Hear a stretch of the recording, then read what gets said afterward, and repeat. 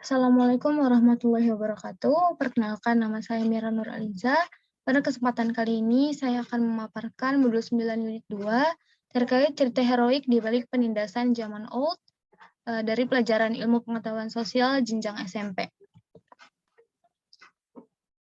Berikut adalah materi yang akan dibahas, yakni perlawanan bangsa Indonesia yang terdiri dari perlawanan rakyat Maluku, rakyat Jawa, Sumatera Barat, Aceh, Sumatera Utara, Bali, Sulawesi Selatan, dan Kalimantan Selatan.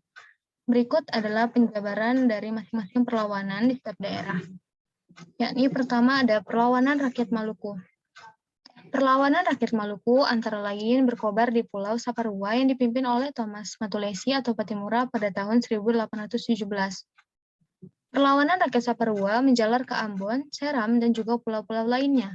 Untuk memadamkan perlawanan rakyat Maluku ini, Belanda mendatangkan pasukan dari Jawa. Ratusan orang pun gugur dalam pertempuran dan Patimura pun akhirnya berhasil ditangkap oleh Belanda. Pemimpin perlawanan pun akhirnya kemudian digantikan oleh Martha Christina Tiahahu yang merupakan seorang pejuang perempuan. Sayangnya dia pun juga ditangkap. Akibat dari pemberontakan ini, pemerintah Belanda menerapkan kebijakan yang ketat, yakni rakyat Maluku, terutama rakyat Saparua, dihukum secara berat. Monopoli rempah-rempah pun diberlakukan kembali oleh pemerintahan Belanda. Selanjutnya adalah perlawanan rakyat Jawa. Perlawanan rakyat Jawa antara lain ketika Pangeran Diponegoro memimpin perlawanan terhadap Belanda dari tahun 1823 sampai dengan 1830. Perlawanan ini dibantu oleh Sentot Ali Basyah, Prawiro Dirjo, Kiai Mojo, dan juga Pangeran Mangkuburni. Untuk menghadapi pasukan Diponegoro, Belanda pun melakukan strategi untuk memperlemah kekuatan musuh. Mereka mengangkat kembali Sultan Sepuh atau Hamengkubuwono II yang bertujuan agar para bangsawan yang membantu Diponegoro kembali ke istana. Pada tahun 1830, Pangeran Diponegoro pun diajak berunding oleh Jenderal De Kock di Magelang. Namun nyatanya De Kock malah berkhianat. Pangeran Diponegoro pun ditangkap dan diasingkan ke Manado. Setelah itu, dipindahkan ke Makassar hingga akhir hayatnya. Selanjutnya terdapat perlawanan rakyat Sumatera Barat atau Minangkabau. Awalnya, perlawanan rakyat terhadap kekuasaan Belanda di Sumatera berkobar di Minangkabau atau Sumatera Barat. Perlawanan terhadap pemerintah Hindu Belanda tersebut dimulai dengan perang saudara antara kaum adat dan kaum Paderi. Pada mulanya, pimpinan Paderi dipegang oleh Tuanku Nandaiche, kemudian Datuk Bendaharo, Tuanku Pasaman, Dake Makin Basa. Malimbasa kemudian saat ini dikenal sebagai Tuanku Imam Bonjol. Berkobarnya perang Diponegoro memaksa Belanda melakukan perdamaian dengan kaum Paderi. Setelah perang Diponegoro berakhir, Belanda pun melakukan serangan. Bahkan Belanda berhasil merebut markas kaum Paderi di Bonjol. Setahun setelah itu, kaum adat bersatu dengan kaum Paderi, yang kemudian pada tahun 1833 mereka berhasil merebut kembali kota Bonjol. Pada tahun 1837, Bonjol kembali direbut oleh Belanda dan Imam Bonjol pun ditangkap.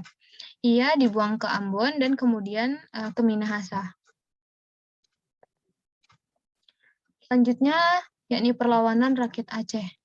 Aceh diserang oleh Belanda untuk pertama kali pada 15 April 1873 dengan 3.000 tentara.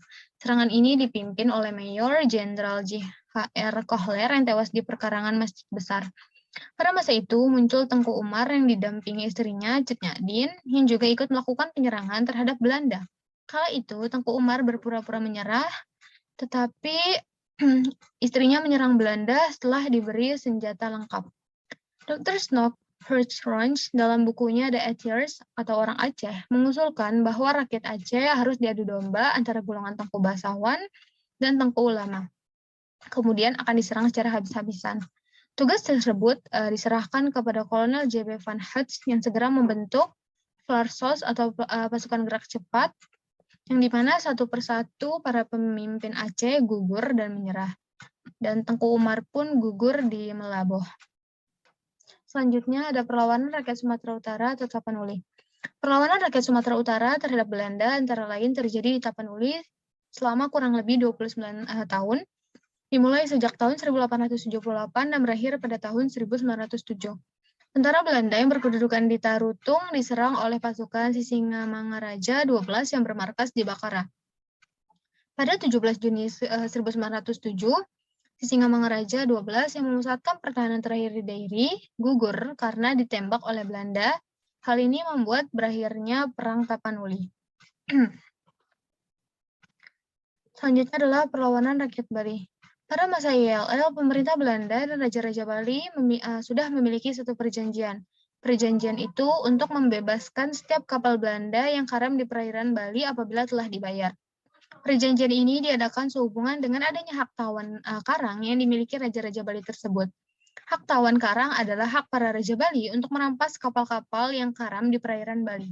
Oleh karena pemerintahan Belanda melanggar perjanjian tersebut, para Raja Bali memberlakukan kembali haknya ini. Pada tahun 1849, Belanda pun melancarkan serangan besar-besaran yang dilakukan terhadap kerajaan-kerajaan di Bali. Pasukan Belanda ini dipimpin oleh Jenderal Michiels. Selanjutnya, Jagaraga pun dapat direbut setelah berhasil merebut Jagaraga, Belanda, dan merebut Klungkung, Karangasem, dan Gianyar. Selanjutnya adalah perlawanan rakyat Sulawesi Selatan. Ketika Gubernur Jenderal Van der Capellen ingin memperbarui perjanjian Bongaya, kerajaan-kerajaan di Sulawesi, terutama Kerajaan Bone, menentang keras usaha tersebut.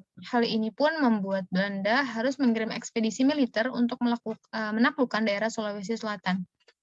Pada tahun 1824, Kerajaan Sopeng dan Kerajaan Tanete mempersiapkan pasukan sebanyak kurang lebih 4.000 orang untuk menghadapi Belanda. Perlawanan selanjutnya tetap dilakukan Kerajaan Bone di bawah pimpinan Sultan Bone. Raja Poort, pasukan Kerajaan Bone menyerang pos-pos Belanda di Pajangkene dan juga Lak Bakang. Pada tahun 1825, akhirnya Kerajaan Bone pun dapat ditaklukkan. Penaklukan Belanda atas Kerajaan Bone mempermudah usaha Belanda untuk menguasai kerajaan-kerajaan lain di Sulawesi. Selanjutnya, terdapat perlawanan rakyat Kalimantan Selatan atau Banjar. Perlawanan rakyat Banjar terhadap pemerintah Belanda meletus pada tahun 1859. Hal ini disebabkan oleh ketidaksenangan rakyat dan beberapa bangsawan Banjar terhadap campur tangan Belanda, terutama pada pengangkatan Pangeran Tamijirillah menjadi seorang sultan. Perlawanan terhadap Belanda dipimpin oleh Pangeran Antasari, di mana rakyat mengepung benteng Belanda di Pengaran. Pada tahun 1859, 3 tokoh setempat, yaitu Haji Buyasin, Kiai Langlang, dan Kiai Demang Leman, menyerang benteng Belanda di Tabanio. Pada tahun 1862, Pangeran Hidayat berhasil ditangkap ke Belanda, kemudian dibuang ke Cianjur. Sementara itu, Pangeran Antasari pun meninggal dunia. Perlawanan dilanjutkan oleh Gusti Mat Said, Pangeran Mas Natawijaya, Tumenggung Surapati, Tumenggung Naroh, Penghulu Rashid, Gusti Mat Seman, dan Pangeran Perbatasari. Siasat yang digunakan dalam perlawanan adalah perang gerilya. Berikut adalah rangkuman materi dari modul 9 ini. Antara lain, perlawanan bangsa Indonesia di berbagai daerah diwakilkan oleh para tokoh, yakni Maluku oleh Thomas Matulesi atau dikenal dengan Patimura, Jawa oleh Pangeran Diponegoro, Sumatera Barat Tuanku Imam Bonjol.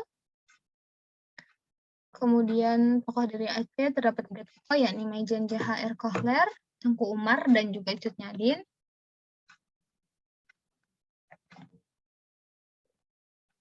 Kemudian Sumatera Utara ada Sisingamangaraja 12, dan Bali ada Gusti Ketut Calantik.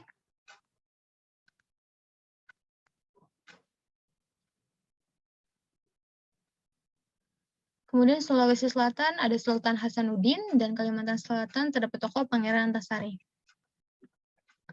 Sekian pemaparan dari saya. Kurang lebihnya mohon maaf. Terima kasih dan Assalamualaikum warahmatullahi wabarakatuh.